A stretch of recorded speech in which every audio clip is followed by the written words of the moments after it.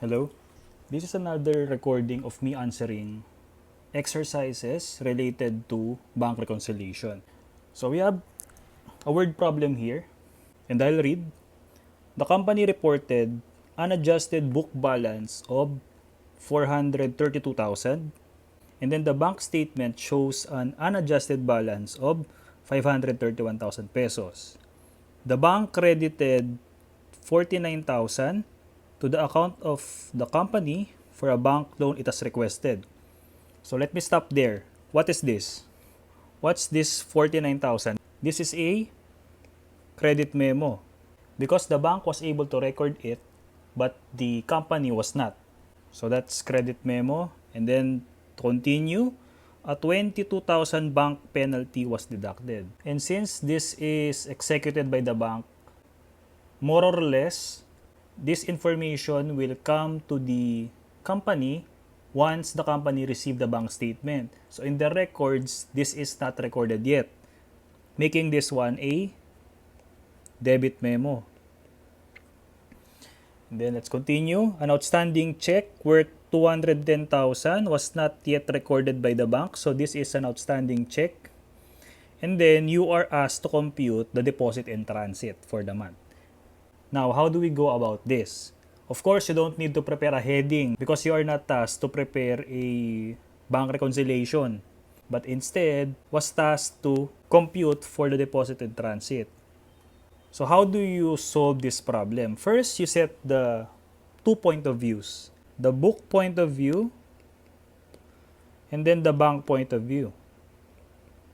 And what you will do first is write down your unadjusted balance. In the book, the unadjusted balance here is this one, given, 432,000. And then for the bank, it's 531,000.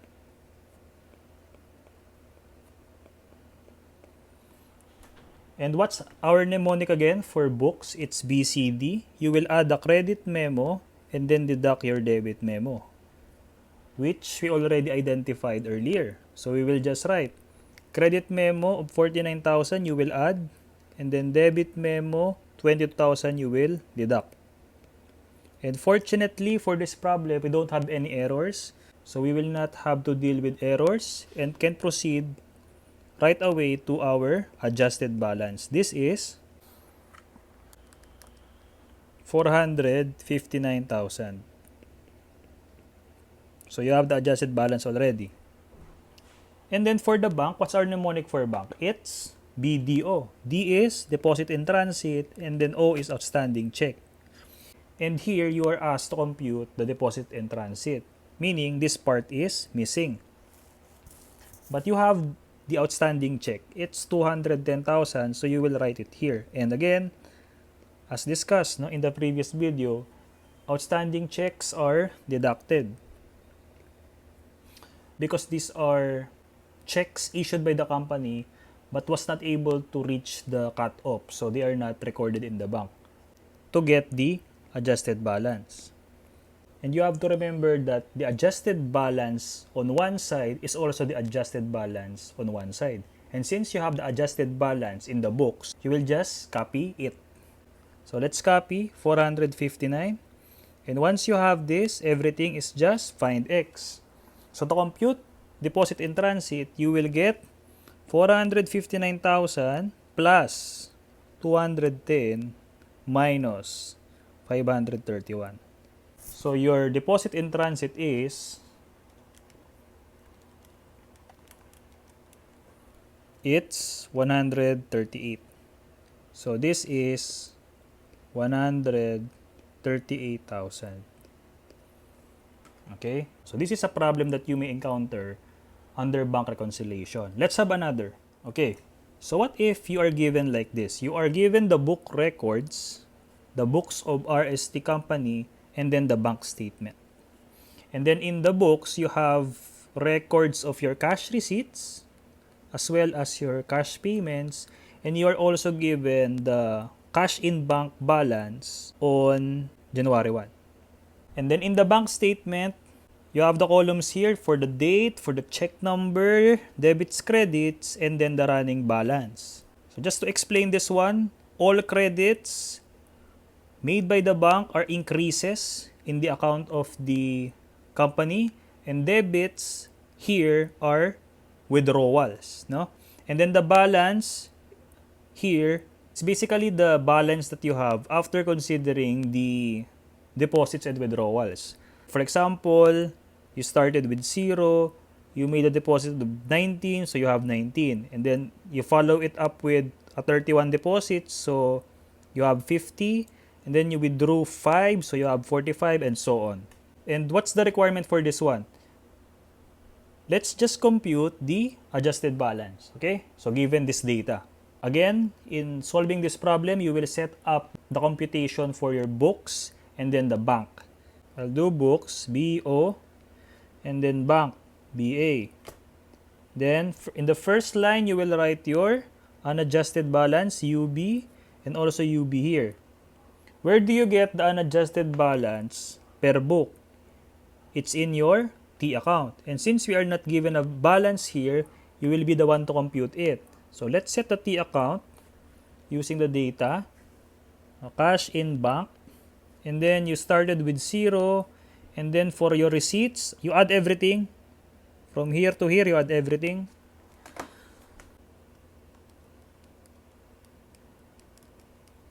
It's 140,000, 140K. So it's debited because it's cash receipts. And then for the disbursements or payments,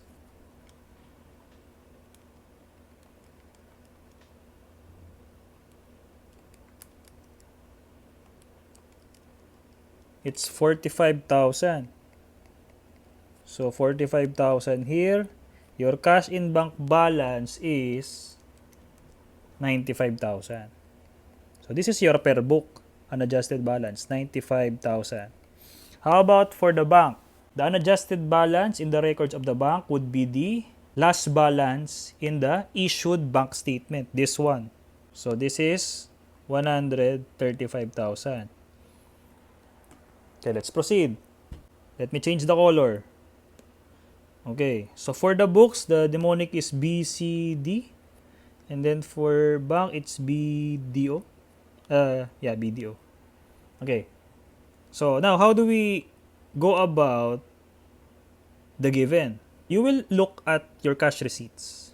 This one. You will look here, and then you will look at your bank credits. And what you will do is cancel all cash receipts that were recorded by the bank this month. So, we'll start with 19,000. 19,000. So, we have it in the bank statement. So, we'll just cancel. How about 31? We have it. So, cancel, cancel. And then 13, we have as well. So, cancel. 27, okay. 7, cancel. 23, we have that. So, cancel, cancel. How about this 20? This was deposited this month by the company but was not recorded by the bank. This is because this deposit, 20,000, is actually the deposit in transit this month. And this should be added by the bank because it was recorded by the company but was not recorded by the bank. So 20,000 goes here, added. And then for the cash payments, we will compare it with, let me use a different color. You will compare cash payments with the debits, starting with 5,000. So 5,000, we have it. Then you can also refer to the check number. Check number is the same, right? It's the same. Then 6,000, it's 1102. 6,000, 1102. Then 33, also 33. 8,000, 8,000. 5,700, 5,700, and 7,000, 7,000. What now is this amount here? 10,000. This is your outstanding check because it was a payment this month but was not able to reach the cut-off, so it was not recorded by the bank. And what's the treatment for outstanding checks? It's deducted, right? So, minus 10,000 here to get your adjusted balance. Adjusted balance is 145,000. But if there are errors later, we will adjust this one. Now, sir, how come you did not use this one and this one? Because they are with notations. This one has DM and this is CM. You should not be comparing your records with this CM and DM because this is recorded by the bank, not because of your doing. Because CM and DM, these are your debit and credit memos. And if you can recall the concept for debit and credit memos, these are information recorded by the bank that you were not informed of until you get the bank statement. So let's see them. In your credits, you have 100,000 and it's CM. So recall your concept, credit memo. These are increases made by the bank in your account that you were not able to record.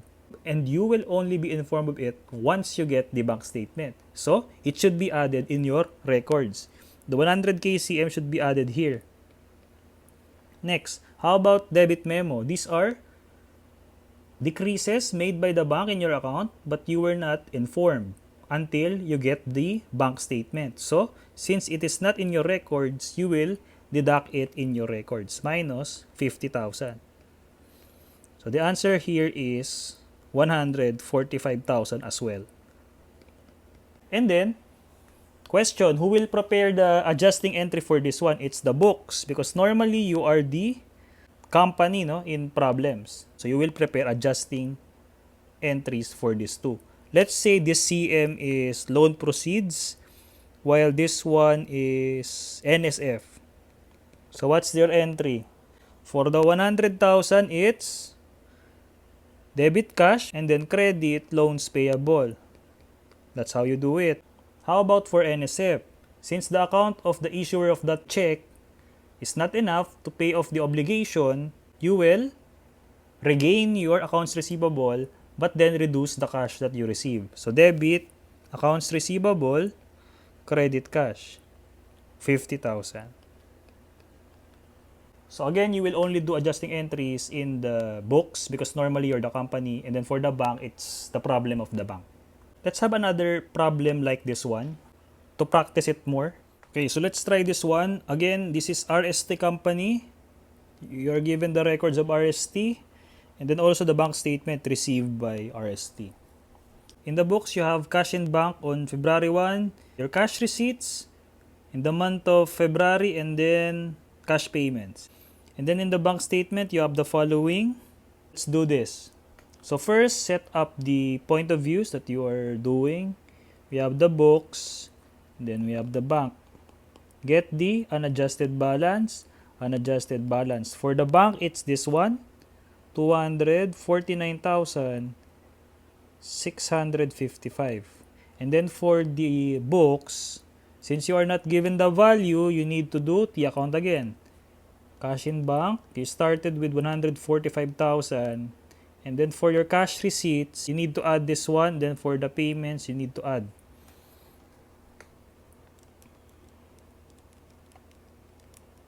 This is 110,000. While this is 33,000. So we place it here, 110 and then 33,000. Your unadjusted balance is 222,000. So let's write it here. Now let's cancel the recorded deposits starting with 7. Okay. And then 37, we have it. 14, 19, and then 22. We have it. How about 11? We don't have. So this is your deposit in transit. So we add it here. Deposit in transit, 11,000. Next, we'll do the withdrawals. So for the withdrawals, starting with 8, recorded 7, 6, 5, 4. We don't have. 3. We don't have. So these two are outstanding checks and they are deducted. 4 plus 3 is 7, so minus 7,000. And then you have your notations. Debit memo and credit memo. So you record this in the books. For the credit memo, it's added CM plus 99,000. And then for DM, debit memo, minus 55,000. And then we are left with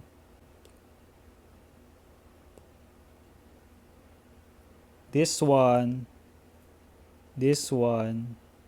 and then this one.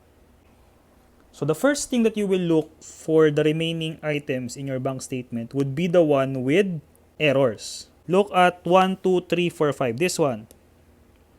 Refer to the check number. It's 10111. And this is not in line with the check numbers that you are issuing. Because you have 4 digits, right? You started 1108. Although you may have something last month. 1109, 1110, 1111, 1112, and then 1113. However, this one is 10111, 5 digits. So from this given, you can say that this part, February 25, is actually an error by the bank. But normally in problems, they will tell you that. But here, you need to be observant because you will be noticing the check number and then you find that this one is kind of odd. So, it's probably an error. So, you need to reverse. Because this was deducted in the records of RST, you will add it. Who will add it? The bank, because the bank made an error. So, for bank error, BE, I will just write BE, bank error. This amount, 1, 2, 3, 4, 5 will be added because it was deducted by the bank. So, you have to reverse what happened. So, you will add 12, 3, 4, 5. And then, you are now left with this amount and this amount. And since there is no indication that they are an error because this one is correct, this amount, 10,000 is correct because 1107 is actually in line with your numbering. And since you started with 1108 this month, this could be the amount here, 10,000. This could be your outstanding check beginning. So this was your outstanding check last month. And while this one, since you are not given anything to prove that this is an error, this may be your deposit in transit beginning or your deposit in transit last month. Question, how do you go about the deposit in transit and outstanding check last month? You don't use them. So meaning we are done. We can compute what we place in our format and then try to see if we get the same adjusted balance. Let's start with the books, adjusted balance. Hopefully this is correct because this was just made up. Let's see. So this is 266. And then for this one, the adjusted balance is 249655 plus 4,000 plus 12,345. Okay, so we have the same answer. Okay, so that's the adjusted balance. No, if you are tasked to compute the adjusted balance.